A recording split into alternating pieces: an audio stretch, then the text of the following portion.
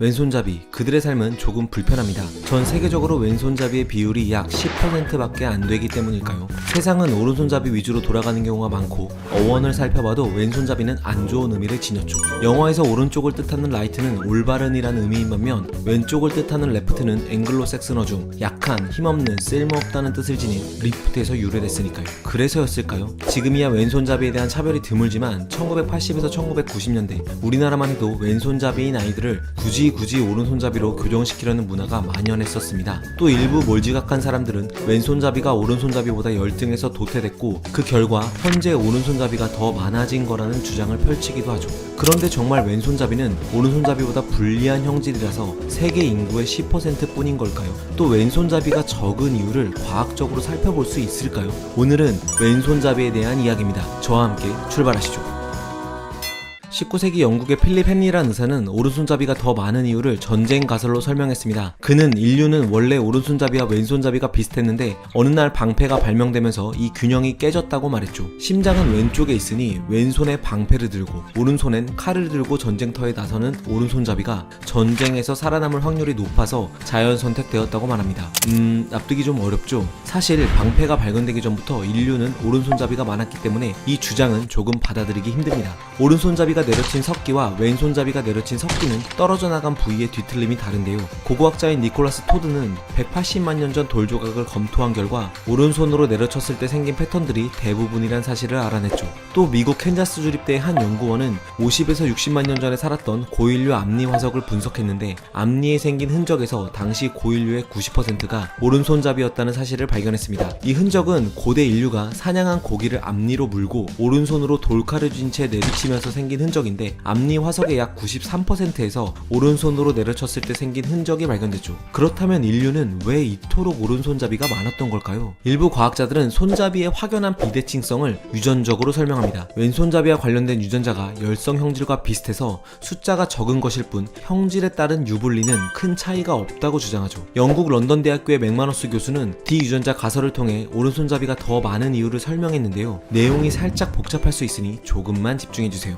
그의 가설인즉슨 오른손잡이를 결정하는 D 유전자가 있고 이 D 유전자의 대립 유전자인 C 유전자가 있는데 재미있게도 C 유전자는 오른손과 왼손을 결정하는데 아무런 역할을 하지 못한다는 겁니다. 그래서 엄마 아빠에게 각각 D 유전자를 하나씩 받아 DD형이 되면 무조건 오른손잡이가 되지만 각각 C를 받은 CC형이 되면 C는 오른손과 왼손을 결정하지 못하기 때문에 오른손잡이거나 왼손잡이가 될 확률이 반반이라는 거죠. 이런 이유로 왼손잡이 부모에게서 오른손잡이 자식이 나올 수 있는 거고 일란성 쌍둥이라도 손잡이가 다를 수 있는 겁니다. 그럼 부모에게 D와 C를 하나씩 받아 DC형이 되면 어떤 손잡이가 될까요? 맥마노스 교수는 D와 C는 우열관계가 아니기 때문에 반반씩 기여한다고 가정해서 계산했는데요. 결론부터 말하면 오른손잡이가 될 확률은 이렇게 계산돼서 75%, 왼손잡이가 될 확률은 이렇게 계산돼서 25%였습니다. 결국 이런 계산법이라면 DD는 무조건 오른손잡이, DC는 75%가 오른손잡이, CC는 50%가 오른손잡이이기 때문에 유전적으로 왼손잡이가 적은 이유가 설명됩니다. 그리고 맥마노스 교수는 D와 C 유전자 비율이 8:2로 분포해 있다면 현재 전 세계의 왼손잡이가 10% 정도인 이유를 설명할 수 있다고 했죠. 물론 이 가설은 2003년도에 발표된 오래된 가설이고 현재는 손잡이를 결정하는 여러 유전자들이 발견되고 있습니다. 그런데 여러분 그거 아세요?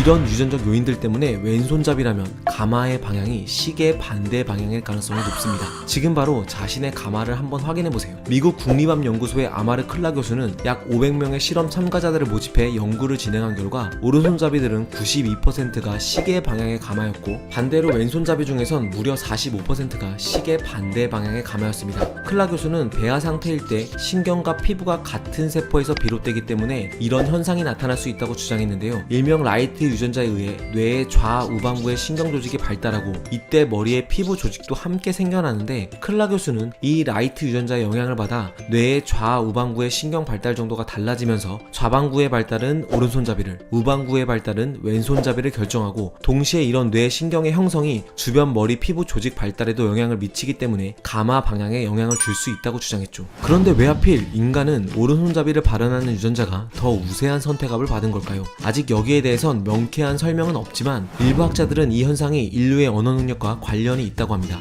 약 200에서 300만 년 전에 인류의 뇌가 급격히 커질 때 우뇌보다는 언어 능력을 담당하는 좌뇌가 더 많이 발달했는데 뇌와 근육을 연결하는 신경은 연수에서 좌우가 교차되기 때문에 좌뇌는 몸 오른쪽의 능력을 담당합니다. 즉 이 좌뇌의 발달이 언어의 발달을 가져왔고 자연스레 좌뇌와 연결된 오른손잡이도 많아졌다는 주장이죠. 그런데 이 주장대로라면 마치 왼손잡이는 언어 능력이 아주 바닥일 것만 같은데 이게 꼭 그렇지도 않습니다. 언어 영역이 모두 좌뇌에 속해 있는 건 아니기 때문이죠. 오른손잡이는 언어 영역이 95%는 좌뇌에, 5%는 우뇌에 있지만 왼손잡이는 언어 영역이 70%는 좌뇌에, 30%는 우뇌에 걸쳐져 있기도 하죠.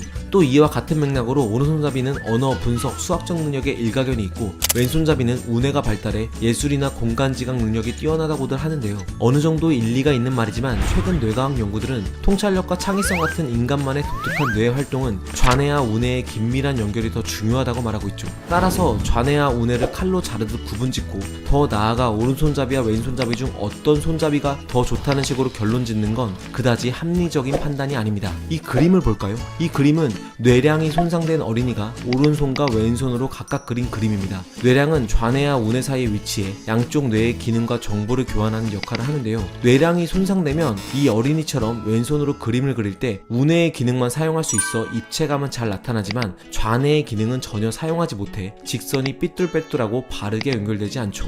반면 오른손으로 그린 그림은 좌뇌의 기능만 사용할 수 있기 때문에 직선이 곱고 잘 연결돼 있지만 입체감은 찾아볼 수 없습니다. 이것은 앞서 말했듯 좌뇌와 우뇌의 상호 협력이 얼마나 중요한지 보여주는 단적인 예죠. 결국 왼손잡이의 우뇌, 오른손잡이의 좌뇌 중 어느 쪽이 더 낫다를 논하는 건 과학적으로 큰 의미가 없는 일인지도 모릅니다. 여러분은 어느 쪽 손을 사용하고 계신가요? 왼손잡이 혹은 오른손잡이, 어떤 손이 됐든 잘못된 손이 아닌 자연스러운 손으로 인식됐으면 하는 바람입니다. 과학은 세상을 보는 창. 지금까지 이 영상이 유익하고 재밌었다면 좋아요와 구독 그리고 알림 설정까지 부탁드립니다. 감사합니다.